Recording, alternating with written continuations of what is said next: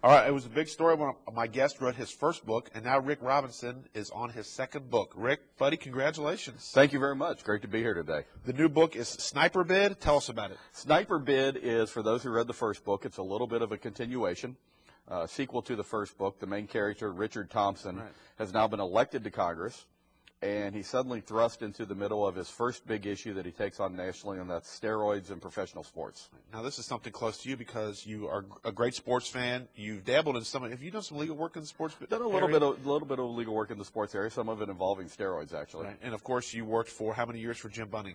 Worked for 6 years on Capitol Hill for Jim Bunning. And what a great way to be able to write a book, because I got to research it at spring training. So. Right. Yeah, I know. Well, you opened the book down in Sarasota. Opened the book in Sarasota, down at Cincinnati Reds spring training, where a member of Congress actually dies on the mound while throwing out the first pitch. Right. Rick, talk about the writing process. I mean, you're a lawyer. You're a partner at Graydon Ritchie. You're active in politics. You have 3 kids. Where do you find the time to write?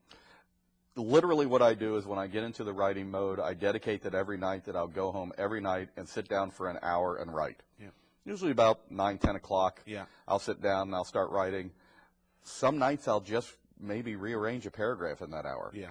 Other nights, Linda's coming down at 2, 3 in the morning into the basement going, are you coming to bed or not? It just starts flowing and start getting it, and then everything starts happening. So that's my routine. I do a lot of freelance writing, and I will go home usually around 7 or 8 o'clock, take a walk through town with my wife, and then about 9, 10 o'clock, sit down and work for an hour or two. You kind of get a second wind, so that is a good time to get it done, since I don't watch a whole lot of TV except for sports. Well, was writing about sports fun on this one? Writing about sports was a blast, because you got to do research and stuff that you really had a lot of fun with too, and you get, to some degree, I got to say a lot of things that I've always wanted to say about sports as well. That I get to put in writing that Ted Williams was the greatest hitter ever. Period. Yep. Things like that, and so it became a lot of fun putting that stuff together. And you also write a little bit about greenies, which Pete Rose and others were involved with, which was speed, and that was the drug of the day back in the 70s and 80s. Not only in the 70s and 80s, but greenies actually. What I do is in the book, there's a chapter where I do get on my soapbox a little bit about baseball. Baseball, and you shouldn't be surprised that baseball has failed to act on steroids. Greenies came into baseball following World War II. When all the players went away to World War II in the war, the government, the Army, gave soldiers greenies to keep them awake and alert, especially to the pilots, guys like Ted Williams. Yeah. They would give the greenies to keep them alert. They brought them back into baseball. Baseball, they kept using greenies. There's been stories about greenies in baseball through all of the last 40, 50 years. Right.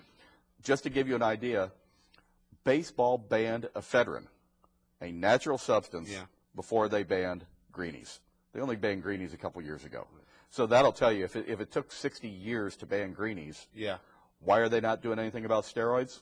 Well, baseball really doesn't do things about stuff like that. They worried about putting people in the seats, not about what players are using when they're on the field. And from what I've read, a lot of players were using steroids.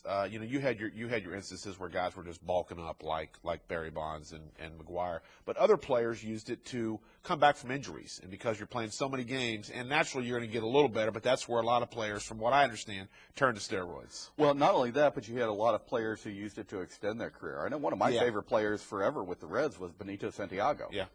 Here's a guy who had been around catching for years and years and years. Well, guess what? The reason he was around for years and years and years was the last 5 or 6 of them was that he was using HGH, human growth hormone, in order to extend his career.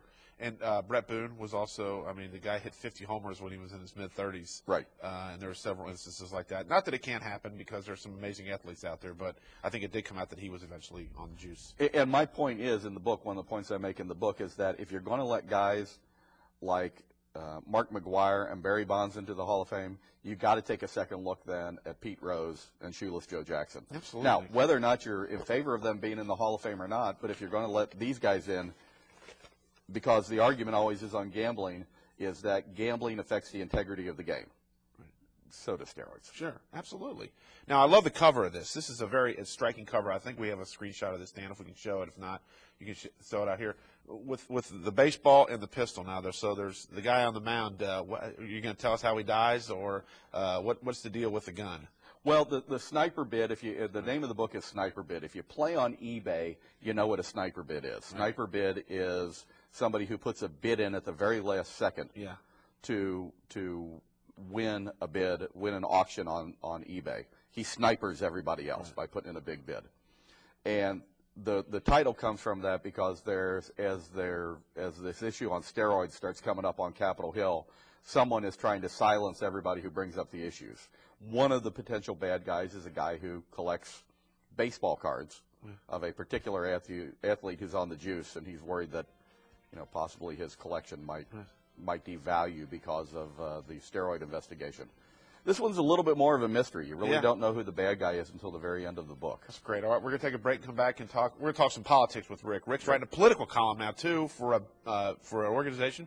OneNewEngland.com. In New England, yeah. So we'll talk about that when we come back to ICN 6. We'll be right back.